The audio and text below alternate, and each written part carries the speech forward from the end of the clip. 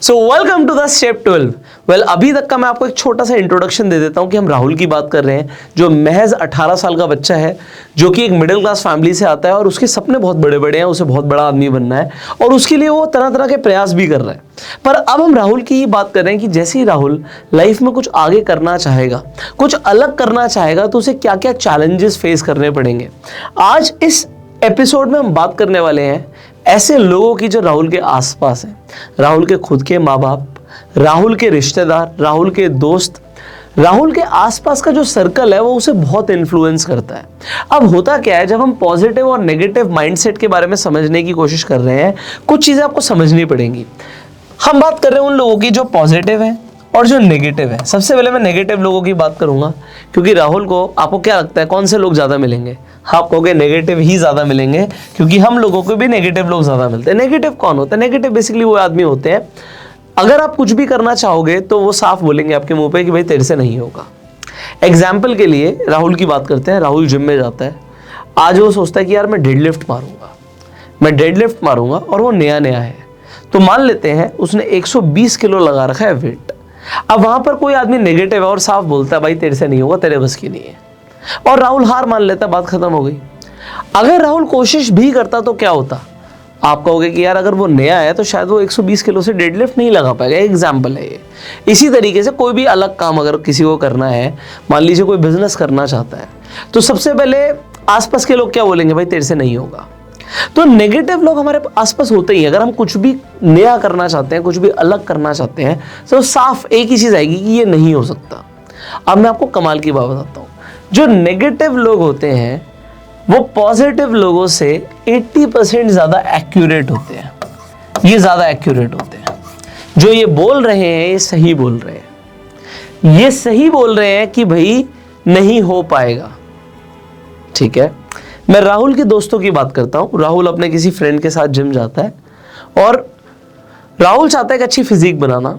Rahul example वहीं पे deadlift कर रहा था और वो 120 किलो से डेडलिफ्ट करना चाह रहा था। उसके फ्रेंड ने बोला कि नहीं हो पाएगा। उसका फ्रेंड नेगेटिव था और वो 80%, मैंने बोला, पॉजिटिव आदमी से ज़्यादा एक्यूरेट है। बट राहुल, क्योंकि वो पॉजिटिव है, वो ऑप्टिमिस्टिक है, तो इन लोगों को मैं बोलता हूँ, जो पॉजिटिव लोग होते हैं ना, थोड़े से आप कह सकते हो पागल होते हैं। अब पागल होते हैं, मैं यहाँ पे लिख रहा हूँ कि भाई ये आदमी तो मैड है, राहुल पागल है। राहुल जाता है, ठीक है, वो एक ट्रेनर से सीखता है कि किस तरीके से क्या पोज रखना होता है, बैक कैसी रखनी होती है, वो समझ लेता है कि किस तरीके से डेडलिफ्ट मारनी है। बट वो 120 किलो से डेडलिफ्ट लगाने की कोशिश करता है और उससे नहीं होता। अब क्या होता है कि जो उसका फ्रेंड है, जो उसके साथ जिम गया था, वो हंसने लगता है और कहता है कि मैंने तुझे बोला था ना, तुझसे नहीं होगा। अच्छा, अब राहुल ने ट्राई किया, बट उसका जो फ्रेंड था, जो नेगेटिव था, उसने ट्राई ही नहीं किया। जो राहुल पॉजिटिव था, पागल था, पर उसने ट्राई किया और उसके फ्रेंड ने ट्राई ही नहीं किया। राहुल क्या करता है, साइड से 20-20 किलो की प्लेटें निकाल देता है। तो 20 किलो इस तरफ से निकाला, 20 किलो इस तरफ से निकाला, में 40 किलो कम हो गया। अब वो जो वेट बचता है वो महज 80 किलो होता है। राहुल ट्राई करता है और 80 किलो से राहुल डेडलिफ्ट कर देता है। बट उसका फ्रेंड अभी भी ट्राई नहीं करता और वो अभी भी राहुल पे हंसता है, बोला था ना 120 किलो नहीं होगा, तो 80 ही कर सकता है। बट राहुल ने अब 80 कर लिया, बट 80 से भी उससे ज़्यादा रैप्स नहीं लगती, सिर्फ 3 रैप लगती है। वो 3 रैप मारता है, 3 रेपिटेशंस मारता है। अब अगले दिन आके राहुल फिर से करता है कोशिश और 3 की जगह 6 रैप कर देता है। अगले दिन वो 10 किलो और वेट मार लेता है और एक दिन आता है वो 120 किलो से डेडलिफ्ट कर लेता है। बात यहाँ पे डेडलिफ्ट की हो ही नहीं रही है सर, बात हो रही है इम्पॉसिबल करने की। कहने का मतलब क्या है, उसके फ्रेंड ने कोशिश ही नहीं करी, अगले दिन भी कोशिश नहीं करी और उसके बाद जिम ही छोड़ दिया कि मुझसे नहीं हो पाएगा। क्योंकि नेगेटिव लोग ज़्यादा एक्यूरेट होते हैं, वो कोशिश भी तो नहीं करते, और कोशिश नहीं करते तो कुछ होता ही नहीं है। यहाँ पे समझो, राहुल और उसका फ्रेंड, राहुल पॉजिटिव है और उसका फ्रेंड नेगेटिव है। राहुल एक बिजनेस का आइडिया लेकर आता है अपने फ्रेंड के पास, कहता है ये बिजनेस करेंगे, और उसको जो फ्रेंड नेगेटिव है वो बोलता है कि ये नहीं हो पाएगा, और राहुल ट्राई करता है और राहुल फेल हो जाता है। और जो उसका फ्रेंड है उसने तो ट्राई नहीं किया, वो पहले ही फेल है। राहुल फेल हो गया, बट राहुल को सीखने को बहुत कुछ मिला। एक बिजनेस आइडिया के ऊपर उसने काम किया, उसने लोगों से मिला, क्लाइंट से मिला, उसे समझ आया कि क्या कमियां थी। उसने दोबारा से पहले एक आइडिया के ऊपर काम किया जैसे मैंने आपको इससे पहले वाले स्टेप्स में बताया था कि हम एक आइडिया के बारे में सोचते हैं, वो नहीं चलता, फिर हम दूसरे आइडिया के बारे में सोचते हैं, तो फिर वो सेकेंड आइडिया पे काम करना शुरू कर देता है राहुल, और अपने फ्रेंड को बताता है। उसका फ्रेंड बोलता है अरे ये आइडिया भी नहीं चलेगा, और उसका फ्रेंड उस आइडिया पे काम नहीं करता, राहुल काम करता है, पर राहुल इस बार भी फेल हो जाता है, राहुल का सेकेंड आइडिया भी काम नहीं करता, राहुल का मान लो थर्ड आइडिया भी काम नहीं करता, बट राहुल का फोर्थ आइडिया सक्सेसफुल हो जाता है, और राहुल को इसमें बेशुमार कामयाबी मिलती है, पैसा भी मिलता है। अब राहुल यहां पर पैसा कमाता है और राहुल एग्जाम्पल के लिए अमीर हो जाता है, बट क्योंकि उसका फ्रेंड नेगेटिव था, उसने स्टार्टिंग में स्टेप नहीं लिया, और एंड में आके क्या होता है, उसका जो फ्रेंड है जहां था वहीं रहता है। तो नेगेटिव लोगों में और पॉजिटिव लोगों में क्या फर्क होता है, नेगेटिव लोग एक्यूरेट तो ज़्यादा होते हैं, बट क्योंकि वो एक्यूरेट ज़्यादा होते हैं वो डिसीजन लेते ही नहीं है। ये जो पॉजिटिव लोग होते हैं थोड़े पागल होते हैं, थोड़े खिसके हुए होते हैं, ये इन्हें लगता है यार हम कुछ भी कर देंगे, हम दुनिया जीत सकते हैं, पहली बार में तो उनसे कुछ भी नहीं होता, बट क्योंकि वो ऑप्टिमिस्टिक होते हैं, पॉजिटिव होते हैं, लगे रहते हैं, एक बार नहीं, दो बार नहीं, तीन बार नहीं, चार बार नहीं, कैसे नहीं होगा। आपने वो मूवी देखी है ना माझी, तो माझी द माउंटेन मैन, पहाड़ तोड़ देता है। तो अगर कोई आदमी पहले दिन आके बोले, और वो बिल्कुल एक्यूरेट है कि एक आदमी पहाड़ कैसे तोड़ सकता है, इम्पॉसिबल है, बट जब आदमी लगा रहता है, अलग अलग तरीके निकालता है, किस तरीके से हो सकता है उसके ऊपर काम करता है, तो जो पॉजिटिव लोग होते हैं ना, फिर बाद में दुनिया से इन्हीं के गुणगान करती है। और ये लोग पता है फिर क्या बोलते हैं, मेरा दोस्त था, हम दोनों साथ में थे, अरे मेरा चड्डी बड्डी है यार, मैं बचपन से जानता हूं उसे। फिर वो बोलेंगे इसकी किस्मत अच्छी थी, पॉजिटिव आदमी की किस्मत अच्छी थी। हम राहुल की बात कर रहे हैं, राहुल की किस्मत अच्छी थी, बट अब अगर राहुल इसका पहले ही दिन बात मान लेता, नेगेटिव आदमी की बात मान लेता कि आइडिया काम नहीं करेगा, और वो बिजनेस आइडिया पे काम ही नहीं करता, वो आगे कुछ भी नहीं करता, तो राहुल की परिस्थिति उसके फ्रेंड जैसी ही होती। क्योंकि अगर एक पॉजिटिव आदमी नेगेटिव आदमी से इन्फ्लुएंस हो गया और उसने बात मान ली, तो गेम ओवर है जी, गेम ओवर। बिल्कुल इसी तरीके से आगे होने वाला है। जब आप किसी चीज के लिए अपने माँ बाप को बताओगे, आपके माँ बाप ना आपको हमेशा प्रोटेक्ट करना चाहते हैं, उन्होंने बचपन से ही तो किया है। आप देखते हो एक ईगल अंडे देता है, उन अंडों को ना बिल्कुल चोटी के ऊपर एक घोंसला बना के रखता है, फिर जब वो जो एग्स है हैच होते हैं, उसमें से चूजे बाहर निकलते हैं, तो उसमें से कई सारे ईगल जो है ना उड़ना चाहते हैं, कोशिश करते हैं, गिर जाते हैं, और पत्थरों के ऊपर ना गिर गिर के उनकी मौत हो जाती है। बट इसका मतलब ये है कि कोई भी ईगल उड़ता नहीं है, कुछ तो होते हैं ना जो पंख फैलाते हैं और उड़ते हैं। ऐसा होगा ही होगा कि आप कुछ करोगे और आपको फेलियर मिलेगा। यहां पे वो ईगल क्या प्रोटेक्ट नहीं करना चाहता, प्रोटेक्ट करना चाहता है, पर उस ईगल के अंदर और हमारे माँ बाप में एक फर्क होता है। वो ईगल जानती है कि अगर वो जो उसके बच्चे हैं जो हैच हुए हैं, अंडे से चूजा निकला, अगर वो उड़े नहीं तो उन्हें आके कोई स्नो लेपर्ड खा जाएगा, कोई वाइल्ड कैट खा जाएगी, उड़ना तो पड़ेगा। अगर जिंदा रहना तो उड़ना सीखना पड़ेगा। पर हमारे जो माँ बाप है ना वो अलग है। हमारे माँ बाप हमारी ना पूरी लाइफ की रिस्पॉन्सिबिलिटी लेने के लिए रेडी रहते हैं। वो चाहते हैं कि हम उड़े, पर बिल्कुल ऐसे एनवायरनमेंट में कि हमें चोट ना लगे, हमारा कोई नुकसान ना हो। वो इस एनवायरनमेंट में चाहते हैं कि हम ग्रो हो, बट ऐसा होता नहीं है। सी, अगर आपको लाइफ में ग्रो करना ना तो ठोकर तो लगेगी। आपको बादाम खाने से अकल आनी होती तो बचपन से माँ आपकी बादाम दे रही। लाइफ में आप बिजनेस करते हो, ठोकर लगती है, जब ठोकर लगती है तो अकल आती है। कहने का मतलब यहाँ पर यह है कि आपके सबसे पहले जो माँ बाप है ना, वो भी कहीं ना कहीं नेगेटिव अप्रोच अपनाते हैं। वो एक्यूरेट होते हैं, वो आपका भला चाहते हैं, आपको प्रोटेक्ट करना चाहते हैं, पर वो भी नई चीज़ों के लिए ना ज़्यादा ओपन नहीं है। देखो बचपन से उन्होंने आपको क्या सिखाया है। बचपन से हमारे माँ बाप हमें सिखाते हैं कि अजनबियों से बात मत करो, अजनबियों से दूर रहो। बिल्कुल सही है, किसी से कुछ लेना मत, किसी से बात मत करना। पर जब हम बड़े होते हैं ना तब हमें समझ आता है कि यार हमें जो भी चाहिए वो अजनबियों के पास है। पर हमारे माँ बाप ने ना हमें कभी अजनबियों से बात नहीं करने दी, तो हमें स्ट्रेंजर से बात नहीं करनी आती, हमें बड़ी हिचक होती है। हम कैसे बात करेंगे? अगर आपको जॉब चाहिए तो आपको किसी अजनबी से बात करनी है। कोई लड़की पसंद आती है तो वो भी अजनबी होती है, उससे बात करनी नहीं आती है हमें। अगर हमें अपना प्रोडक्ट किसी क्लाइंट को बेचना है तो वो भी अजनबी है। अगर आप किसी कंपनी के लिए सेल्स का काम कर रहे हो, आप क्लाइंट से जाके मिल रहे हो, क्लाइंट्स भी अजनबी हैं। आपका खुद का बिजनेस है, उसके लिए भी आपको क्लाइंट्स लेकर आने हैं, वो भी अजनबी हैं। और पैसा आपको अजनबियों से लेना है, तो अगर आपको स्ट्रेंजर से पैसा लेना और स्ट्रेंजर से हमने कभी बात ही नहीं करनी सीखी, तो कहीं ना कहीं ये प्रोटेक्शन ना हमें हमारे माँ बाप ने दी।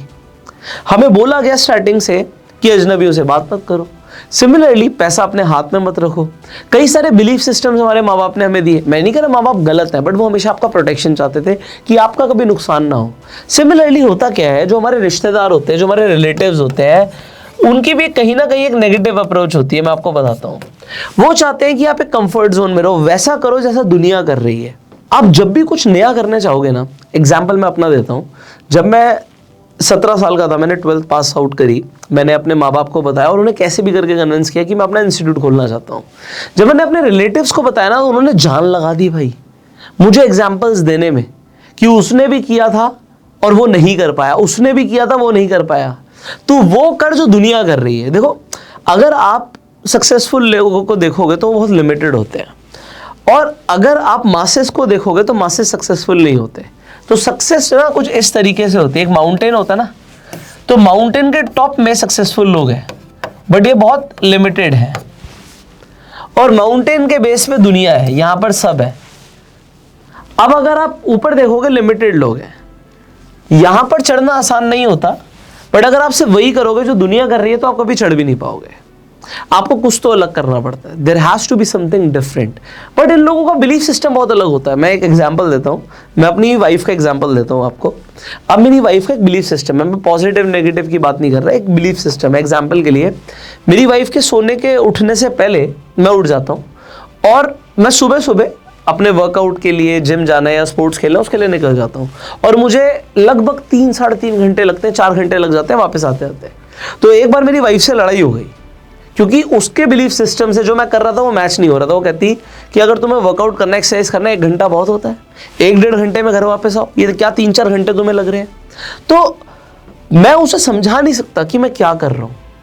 समझाना भी मुश्किल हो जाएगा। अगर मैं समझाऊंगा भी तो उसका बिलीफ सिस्टम समझने नहीं देगा, क्योंकि उसने बचपन से ही देखा है कि अगर 1 घंटा भी एक्सरसाइज करी जाए तो बहुत होती है यार।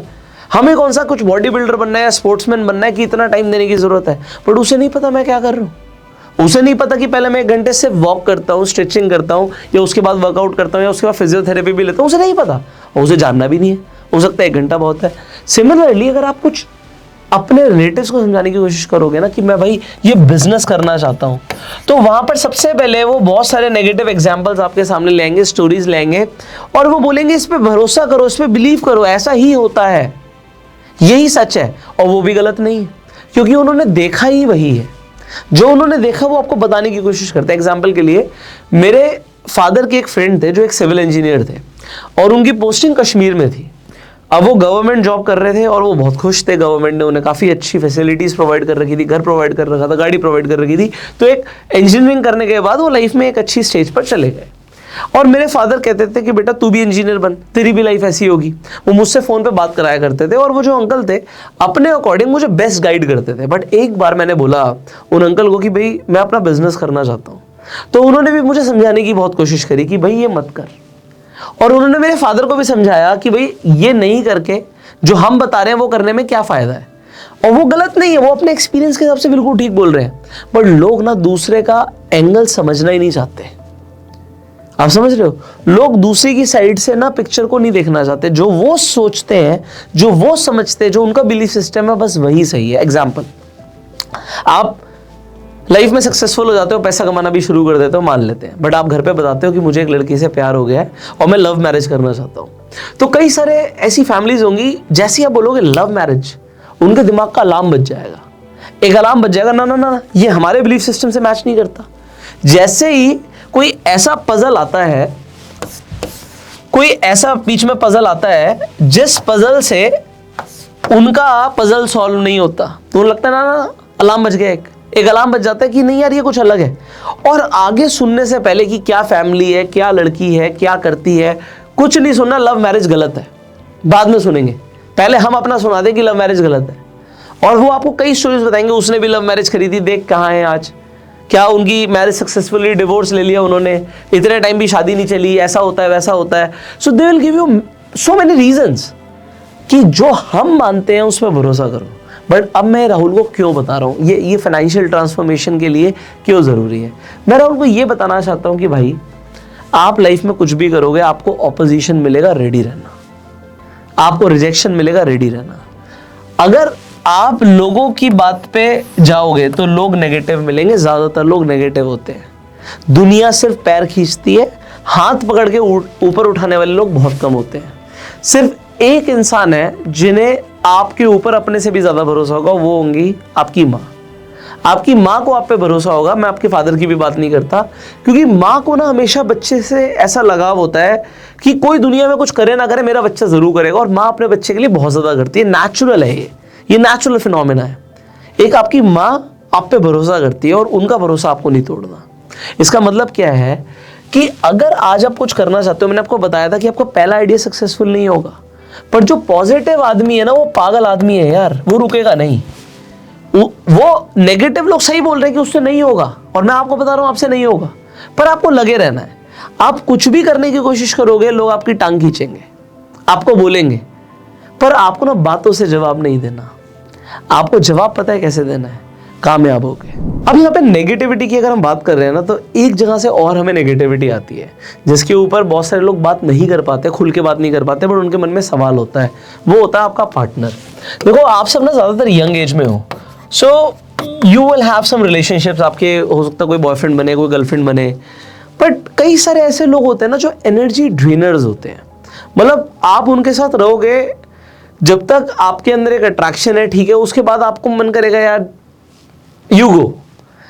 आपको ऐसा फील अगर हो रहा है कि आपका दिन खराब हो गया किसी के साथ रह के, तो वो आपकी एनर्जी ड्रेन कर गया इंसान। और ऐसा कोई भी हो सकता है, ऐसा आपका पार्टनर हो सकता है। इनफैक्ट मैं अब इसके अंदर ऊपर हम थोड़ी सी एक और बात कर लेते हैं। मान लीजिए आप शादीशुदा हैं और जो आपका एग्जिस्टिंग पार्टनर है वो आपके साथ मतलब अलाइन नहीं करते उनके थॉट्स, या फिर वो भी एनर्जी ड्रेनर हो सकते हैं। Then what? अब इसके ऊपर आपको थोड़ी सी पर्सनल काउंसलिंग लेनी पड़ेगी, उसके लिए ये सेशन नहीं है। बट पॉइंट यहाँ पर ये है कि नेगेटिव तो भाई कोई भी हो सकता है, नेगेटिव आपका पार्टनर भी हो सकता है। अब अगर आप यंग एज में हैं, आपका कोई बॉयफ्रेंड है, कोई गर्लफ्रेंड है, वो आपके एनर्जी ड्रेनर्स हैं, सर बिलीव करना, आप मानो ना मानो, ये वाली नेगेटिविटी से आपको दूर जाना ही पड़ेगा। इसका मतलब है अवॉइड।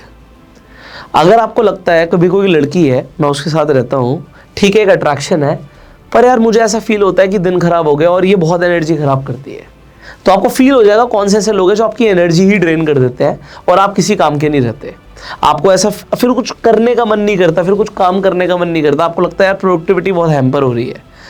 तो आप एक ऐसी एज में हो कि यहाँ पर ना आपकी लाइफ दांव पे लगी हुई है भाई, ठीक है। आप इस एज में अपनी ज़िंदगी बना रहे हो और कुछ ऐसे रिश्ते हो सकते हैं, कुछ ऐसा टाइम पीरियड हो सकता है जिसमें आप अपनी लाइफ को ना डायमेंशन ही दूसरी दे दो और आप अपना ज़िंदगी का ना काफ़ी सुनहरा टाइम ख़राब कर लो। तो आई होप आपको मेरी बात समझ आ रही होगी कि अगर आपकी लाइफ में कुछ एनर्जी ड्रेनर्स है, चाहे वो आपके पार्टनर ही क्यों ना हो, आपको वहाँ पर उस डिस्टेंस को मेंटेन करना बहुत ज़रूरी है। और अगर शादीशुदा आप हो गए, then you need counselling, a little bit of counselling. उसके ऊपर हम आगे बात करेंगे। अब हम यहाँ से कंटिन्यू करते हैं। अब हम आ जाते हैं इसके अगले स्टेप पर। देखो नेगेटिव लोग मिलेंगे, इसका मतलब थोड़ी आप नेगेटिव लोगों को बिल्कुल अवॉइड कर सकते हो। आपके माँ बाप हैं, आपके आसपास के लोग हैं, हो सकता है वो भी नेगेटिव हो, बट पॉइंट यहाँ पर ये है कि आपको ना नेगेटिव जब क्रिटिसिज्म मिलता है ना, तो क्रिटिसिज्म दो तरीके का होता है। यहाँ पर क्या होता है कि एक कंस्ट्रक्टिव क्रिटिसिज्म होता है और एक डिस्ट्रक्टिव क्रिटिसिज्म होता है। अब ये कंस्ट्रक्टिव और डिस्ट्रक्टिव में क्या फर्क होता है? कंस्ट्रक्टिव क्रिटिसिज्म का मतलब क्या होता है? एग्जाम्पल के लिए आप मुझे आके अपना कोई बिजनेस आइडिया बताते हो, मैं आपका बिजनेस आइडिया सुनता हूँ और उसके बाद मैं बोलता हूँ ये बिजनेस आइडिया नहीं चलेगा, तो आप मुझे भी नेगेटिव बोलोगे कि भाई आदमी नेगेटिव है। बिल्कुल ठीक है, मैं नेगेटिव हूँ। बट अगर मैंने आपको बोला है बिजनेस आइडिया नहीं चलेगा और उसके बाद मैं आपको ये बताता हूँ, देख भाई ये बिजनेस आइडिया इसलिए नहीं चलेगा क्योंकि शायद ये बिजनेस इतना स्केलेबल नहीं है। अभी जो आप आइडिया मुझे बता रहे हो ये इतना स्केलेबल नहीं है, इसके अंदर हम ये चेंजेस कर सकते हैं जिससे इसकी स्केलेबिलिटी बढ़ सकती है, मासेस तक पहुंच सकता है, हमारे प्रॉफिट मार्जिन थोड़े से कम हो सकते हैं, बट हम ज़्यादा लोगों से मान लीजिए हम ज़्यादा रेवेन्यू इकट्ठा कर सकते हैं। तो ये वाला आइडिया के ऊपर आप काम कर सकते हो। तो मैंने क्या किया, मैंने आपका आइडिया सुना और सुनने के बाद आपको एक कंस्ट्रक्टिव क्रिटिसिज्म दिया कि मैंने आपको ये तो बताया कि आपका आइडिया नहीं चलेगा, पर मैंने आपको ये भी बताया कि क्यों नहीं चलेगा और क्या इंप्रूव करना है। सो दो चीजें होती हैं, व्हाई, जो बोला क्यों बोला, और हाउ कैन आई इंप्रूव, मैं कैसे इंप्रूव कर सकता हूं। मैंने बोला सीधा सीधा कि राहुल तू बहुत बेकार है, बहुत घटिया आदमी है, एग्जाम्पल के लिए। अब आप कहोगे यार ये तो बहुत गंदी बात हो गई, तो ये क्रिटिसिज्म हो गया। बट मैं राहुल को बोलूं, राहुल आज पार्टी के अंदर आपका बिहेवियर अच्छा नहीं था, क्योंकि आपने ऐसा ऐसा किया, आपने उस महिला से बात करी और उस बात करने के तरीके में ये गलतियां थी। अगली बार के लिए आपको क्या क्या ध्यान रखना है कि अगर आप किसी से बात करो, इस तरीके से बात करो, इन चीजों का ध्यान रखो। अब क्या हो गया, अब ये हो गया कंस्ट्रक्टिव क्रिटिसिज्म। बट लोग क्या करते हैं, ज्यादातर लोग सिर्फ डिस्ट्रक्टिव क्रिटिसिज्म देते हैं, सिर्फ बुराई बुराई बुराई, ये ऐसा है वो वैसा है, इसके अंदर ये कमी है उसके अंदर वो कमी है। पॉइंट यहां पर ये है कि अगर आप किसी की बात को सुन रहे हो तो भाई लोग आपको दोनों तरीके के क्रिटिसिज्म देंगे। अब इस कैटेगरी के जो लोग हैं ना, जो कंस्ट्रक्टिव क्रिटिसिज्म देते हैं, इन्हें तो आपको अपने पास चिपका के रखना है भाई, क्योंकि ये आपके वेल विशर्स हैं। अगर कोई आपको ये बोलता है कि तुझसे नहीं होगा, ठीक है, ये नेगेटिव हो गया, क्यों नहीं होगा। तो अगर आपको एक ट्रेनर बोलता है भाई ये मत कर 120 किलो, ये तेरे से नहीं होगा, ये अभी बहुत ज्यादा वेट है आपके लिए, आप एक काम करो कि अभी आप ये करो, थोड़ा इंप्रूव करो और उसके बाद हो सकता है। तो यहां पर ट्रेनर क्या चाहता है, ट्रेनर आपकी भलाई चाहता है कि आप ऐसा ना करें। क्यों ना करें वो रीजन दे रहा है, बट वो आपके मुंह पे ये नहीं बोल रहा भाई तेरे से कुछ नहीं होगा, मतलब समझ रहे हो, मैं इसके आगे के शब्द नहीं बोलना चाह रहा। कहने का मतलब क्या है, जो लोग होते हैं आपके आसपास, आपके फ्रेंड सर्कल होते हैं, जब भी आप कुछ अलग हटकर कुछ नया करना चाहोगे ना, वो सिर्फ टांग खींचेंगे। बट अगर उसमें से एक फ्रेंड आपके पास ऐसा है जो आपको बोलता है कि नहीं हो पाएगा, पर क्यों नहीं हो पाएगा उसमें आइडियाज देता है, तो उसकी सुनो। और ऐसा आदमी आपको अपने साथ चाहिए, एक नहीं कई चाहिए, कि जैसे जैसे आप आगे बढ़ो वो आपको कंस्ट्रक्टिव फीडबैक्स देते चले जाएं और आप इंप्रूव करते चले जाओ, क्योंकि हमें इंप्रूव तो करना ही है। हम सब ह्यूमन बीइंग्स हैं, हम में से कोई भी परफेक्ट नहीं है, ना मैं परफेक्ट हूं ना आप परफेक्ट हो। अगर आज आप मुझे कुछ ऐसा फीडबैक देते हो और मुझे लगता नहीं इस चीज़ के ऊपर इंप्रूवमेंट करना चाहिए, तो मुझे ज़रूर करना चाहिए, अगर मुझे अपनी ग्रोथ करनी है तो। अगर हमें, मान लीजिए मैं यूट्यूब पे वीडियोस बनाता हूँ और आप कुछ फीडबैक देते हो कि भाई आपकी वीडियोस के अंदर ये चीज़ें और होनी चाहिए। एग्जाम्पल के लिए किसी ने पहले बोला कि भाई आपकी वीडियोस में कैप्शंस होने चाहिए, तो हमने कैप्शंस ऐड कराने की कोशिश करी कि जो वीडियोस है उसमें लोग इंग्लिश में भी पढ़ पाए। सो ये क्या हुआ, ये हुआ एक ऐसा फीडबैक जिसके ऊपर काम किया जाए, तो कंस्ट्रक्टिव फीडबैक हो गया। पर कई लोग क्या बोलेंगे, भाई वीडियो में मजा नहीं आया, क्यों नहीं आया ये नहीं बताया, तो ये क्या हुआ, ये सिर्फ एक डिस्ट्रक्टिव क्रिटिसिज्म है।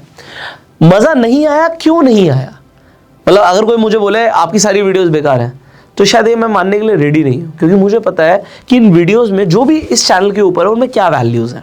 तो उसके अंदर इतना इंफॉर्मेशन है कि कई सारे लोगों की बहुत हेल्प हो रही है ऑलरेडी। और आप इस चैनल की अगर एवरेज देखोगे, हमारे एक चैनल की एवरेज है, सो एक होता है लाइक टू डिसलाइक रेशियो, कितने लोग आपकी वीडियोस को लाइक कर रहे हैं, कितने लोग आपकी वीडियोस को डिसलाइक करते हैं। अगर किसी भी वीडियो पे मुझे दिखता है 99% से ऊपर का लाइक रेशियो है, तो मुझे लगता है कि इस वीडियो से लोगों को वैल्यू मिल रही है। अगर किसी वीडियो पे मुझे लगता है कि भाई 98.4% का लाइक टू डिसलाइक रेशियो है, मतलब लोगों को ये वीडियो थोड़ी सी कम पसंद आई है। बट ये बहुत अच्छा होता है अगर आप YouTube के हिसाब से देखोगे। बट अगर किसी वीडियो पे पहुंच गया 97%, इट मीन्स कि इस वीडियो में कुछ ना कुछ गड़बड़ थी। और अगर किसी वीडियो में आ गया 99.6%, 4%, इट मीन्स कि ये वीडियो लोगों को बहुत ही ज़्यादा पसंद आ रही है। तो मैं 0.4% लोगों को इग्नोर कर सकता हूँ, बट वहाँ पे मैं 3% लोगों को इग्नोर नहीं करना चाह रहा। सो ये क्या हुआ, ये एक तरीके से हो गया मेरे लिए कि मैं कैसे एक वैल्यूएशन कर रहा हूँ अपने कंटेंट की। सो मुझे पता है ज़्यादातर वीडियोस जो हमारी हैं वो 98% से ऊपर की कैटेगरी में आती हैं। और अभी इस चैनल पे जो लेटेस्ट आप कहोगे 100, 200, 300 वीडियोस है, वो ज़्यादातर वीडियोस 99% से ऊपर की लाइक टू डिसलाइक रेशियो के कैटेगरी के अंदर है। इसका मतलब है लोगों को कंटेंट काफ़ी पसंद आ रहा है। आप समझ रहे हो, तो ये मुझे समझ आ रहा है। बट इसके अंदर भी हम और इंप्रूव करने के लिए रेडी हैं कि अगर कोई कंस्ट्रक्टिव फीडबैक्स आते हैं तो उसके ऊपर हम काम करने के लिए रेडी हैं। सिमिलरली राहुल को एक चीज़ समझनी है कि लाइफ में हमेशा इंप्रूव करना है, हमेशा इंप्रूव करना है, झुक के चलना है, सीखना है और इंप्रूव करना है। बट अगर नेगेटिव चीज़ों को दिल से लगा लोगे ना, तो आपकी सेल्फ इमेज पे भी आपको दिक्कत आएगी। Self image in the sense Rahul अपने बारे में क्या सोच रहा है। अगर राहुल को कोई बोल देगा यार तू बेकार आदमी है, और राहुल ने मान लिया कि मैं बेकार आदमी हूं, तो फिर वो मान लिया उसने। इंप्रूव कर भाई, क्यों, ऐसा क्यों है। नेक्स्ट वीडियो में हम इस क्यों के ऊपर बात करने वाले हैं कि किन किन चीज़ों को हम चैलेंज करेंगे। जब हम चैलेंज करेंगे तो हम अपने आप को और ज़्यादा स्मार्ट बना सकते हैं। सो वो चैलेंजिंग करना क्यों ज़रूरी है। देखो अब ये चीज़ें यहाँ पर क्यों डिस्कस हो रही है? क्योंकि अभी आप कहोगे यार फाइनेंस की बात है तो सीधा आ जाओ म्यूचुअल फंड पे, SIP पे, स्टॉक मार्केट पे, इन्वेस्टमेंट पे। ये सब बात की बातें हैं यार, ये तो दुनिया बात करी, हम बहुत बार बात कर चुके हैं। ये तो फाइनेंशियल प्लानिंग की चीज़ें हैं। मैं अभी बात कर रहा हूँ राहुल को इंसान बनाने की। राहुल को अगर एक्चुअल में बहुत अमीर बनना है तो उसका फाउंडेशन बहुत स्ट्रांग होना चाहिए। हमें बुर्ज खलीफा तैयार करना है भाई, तो पहले हम फाउंडेशन स्ट्रांग करेंगे कि अगर उसके बिलीफ सिस्टम स्ट्रांग होंगे, उसके मॉरल स्ट्रांग होंगे, राहुल की पर्सनालिटी स्ट्रांग होगी, राहुल का एक रिच माइंडसेट होगा, तो पैसे को वो अट्रैक्ट करेगा। और फिर फाइनेंशियल प्लानिंग के जो लेसन्स हैं वो तो इस सीरीज में मिलने ही है आपको, वो आपके बहुत काम आएंगे। पर उससे पहले आप पैसे को अट्रैक्ट तो करो, ऐसे आदमी तो बनो। क्योंकि अभी बचपन से हमारे बिलीफ सिस्टम्स काफ़ी हिले पड़े हैं भाई। और फिर ये नेगेटिव लोग तो छोड़ते ही नहीं है कुछ भी, ये तो मिलते ही हैं हमें, और ये ज़्यादा एक्यूरेट भी होते हैं। फिर ये लोगों का मजाक भी उड़ाते हैं और इंसान सोचता है यार मेरे से कुछ नहीं हो पाएगा, और फिर वो भी इन्हीं की कैटेगरी में आ जाता है और फिर वो लोगों की भी टांग खींचना शुरू कर देता है। एक एक्सपेरिमेंट हुआ था, अगर आपको इस एक्सपेरिमेंट के बारे में पता हो तो क्या हुआ कि एक पिंजरे के अंदर ना कई सारे बंदरों को रखा गया और वहाँ पर एक सीढ़ी लगाई गई और उसके ऊपर केले रख दिए गए। तो वहाँ पर क्या था कि बंदर जैसे ही उस सीढ़ी पे चढ़ता केले लेने के जाने के लिए, केले उठाने के लिए, तो उसके ऊपर पानी डाल दिया जाता। अब फिर कोई बंदर ट्राई कर रहा, उसके ऊपर पानी डाल दिया, फिर कोई बंदर ट्राई कर रहा, उसके ऊपर पानी डाल दिया। तो हुआ क्या, बंदरों ने ट्राई करना छोड़ दिया। अब क्या हुआ, उस पिंजरे के अंदर एक नए बंदर को डाला गया। उस बंदर ने केले देखे, वो सीढ़ी पे चढ़ने लगा। तो जैसे सीढ़ी पे चढ़ने लगा तो बाकी बंदर उसके पैर खींचने लगे, उसे रोकने लगे, उसे मारने लगे कि नहीं जाना ऊपर। अब उसे समझना है ऐसा क्यों हो रहा है, क्योंकि पानी तो अभी तक उस पर डला नहीं था, बट बाकी बंदरों पे वो पानी डला हुआ था। तो बाकी बंदरों ने एक्सपीरियंस कर लिया कि नहीं चढ़ना। अब वो उस बंदर को समझ आ गया कि मुझे ऊपर नहीं चढ़ना। अब एक और बंदर को डाला गया। जैसे ही एक और बंदर को डाला गया उसी पिंजरे के अंदर, तो अब वो जब ऊपर जाने की कोशिश करता फिर उसे सारे बंदर खींचने लग जाते। अब उसे भी नहीं समझ आया कि ऐसा क्यों हो रहा है। तो होता क्या है, धीरे धीरे करके ना हम एक भेड़ चाल में आ जाते हैं। ऐसा क्यों हो रहा है हमें लॉजिक नहीं पता। वो केला तो चाहिए था, अब शायद कोई पानी डालता भी नहीं, बट क्योंकि पहले पानी डला हुआ है तो लोगों को लगता है कि इस बार भी पानी डलेगा। सो अगर पहले कोई फेल हुआ है तो लोगों को लगता है इस बार भी कोई फेल होगा। बट शायद इस बार हम फाउंडेशन पे इतना अच्छा काम करेंगे कि बहुत कम लोगों को मैं जिंदगी में फेल होने दूंगा। हाँ, हो सकता है एक बार, दो बार, तीन बार आप फेल हो, और हमने बोला था कि आपको जल्दी फेल होना है क्योंकि हमें जल्दी सक्सेसफुल बनना है। फेल तो आप हो गए, बट कामयाब भी उतनी स्पीड में बनोगे।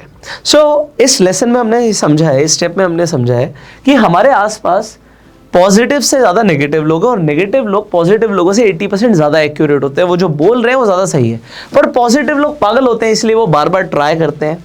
आपके आसपास हो सकता है आपके घर परिवार के लोग आपको नेगेटिव लोग मिले, पर अगर आपने इनकी बात सुनी और आप भी नेगेटिव हो गए तो कभी भी सक्सेस नहीं मिलेगी।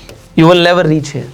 बट अगर आप करते रहोगे, आप हार नहीं मानोगे, तो एक दिन आएगा कि आप इन सबको रॉन्ग प्रूव कर दोगे।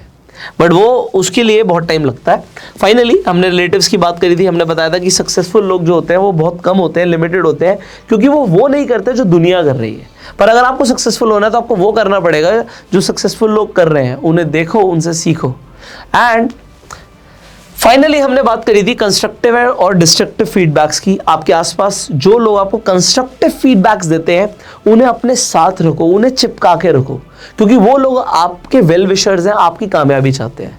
और जो लोग सिर्फ डिस्ट्रक्टिव फीडबैक्स दे रहे हैं, इग्नोर करो, आगे बढ़ो। लाइफ में आगे बढ़ना जरूरी है। So you can share this video to spread the awareness. अपना प्यार देने के लाइक कर सकते हैं। मैंने बोला अगली वीडियो में हम कुछ स्पेशल टॉपिक के ऊपर बात करने वाले हैं। एंड ये एक काफ़ी लंबी सीरीज़ है, 40 दिन की सीरीज़ है, तो काफ़ी कुछ सीखने को मिलेगा। बट अभी फाउंडेशन स्ट्रांग हो रही है। अगले 2 और ऐसे एपिसोड्स होने वाले हैं जिसके अंदर आपकी फाउंडेशन को और आपकी रियलिटी को और आपके बिलीफ सिस्टम को मैं काफ़ी हद तक बदलने की कोशिश करूँगा, एक रिच माइंडसेट देने की कोशिश करूँगा। और अगर वो कोशिश सक्सेसफुल रही तो काफ़ी सारे ऐसे लोग होंगे जो लाइफ में एक रिच माइंडसेट के साथ आगे बढ़ने वाले हैं। So I wish you all the very best. अगर आपके कुछ सवाल आप कमेंट्स में पूछ सकते हैं, अपना कंस्ट्रक्टिव फीडबैक आप कमेंट्स में दे सकते हैं। I will see you in the next video. Till that time, you go self made and जय हिंद।